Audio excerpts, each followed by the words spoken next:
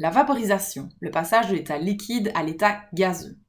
Il peut se faire de deux manières différentes, soit par évaporation, soit par ébullition. Ces deux phénomènes sont complètement différents les uns des autres, voyons ces différences.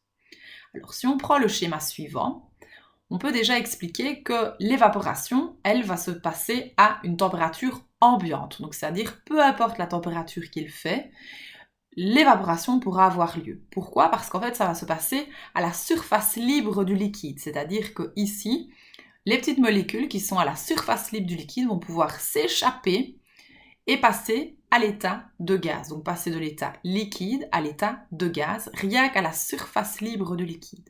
Tandis que pour l'ébullition, là, ça va se passer à une température déterminée. Par exemple, pour l'eau, c'est à 100 degrés Celsius.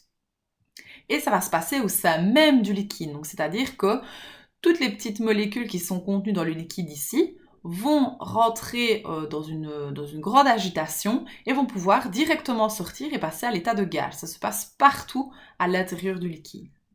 Voilà les grandes différences entre les deux. Si maintenant on regarde au niveau de l'évaporation, l'évaporation peut avoir des facteurs d'influence. Donc on peut faire s'évaporer plus vite, enfin plus rapidement ou plus lentement des composés. Alors pourquoi et à quelles conditions ? Eh bien la première, ce sera la température et le vent. Donc, ça veut dire que plus il va faire chaud évidemment, plus l'évaporation va avoir lieu rapidement, plus il y aura du vent, plus l'évaporation aura lieu rapidement.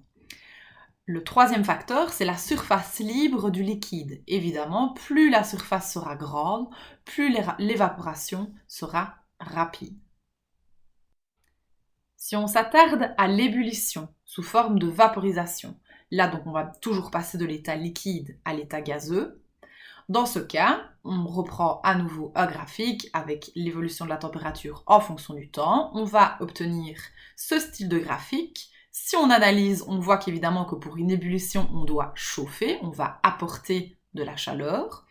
Si on divise ce graphique en trois portions différentes, la rouge, la mauve et l'orange, eh bien on aura les trois états de la matière, enfin les trois portions bien différentes. Alors sur la première portion, on aura uniquement de l'eau que l'on va chauffer, donc la température va augmenter, donc on a de l'eau à l'état liquide. Ensuite, sur la partie plate, là, on va avoir l'eau qui commence à bouillir. Au début de l'expérience, elle va commencer à bouillir. Et puis, elle va bouillir encore plus fort. Mais malgré tout, la température ne change pas. Donc, ça va rester à la même température. Ensuite, la température va continuer à augmenter seulement quand ce sera gaz. Donc, dans cette partie mauve, à cet endroit, on a liquide plus gaz. Donc on a les deux états de la matière, c'est le moment de l'ébullition. Et c'est seulement après que l'on va avoir uniquement un gaz, et c'est seulement quand on aura uniquement un gaz que la température pourra continuer à augmenter.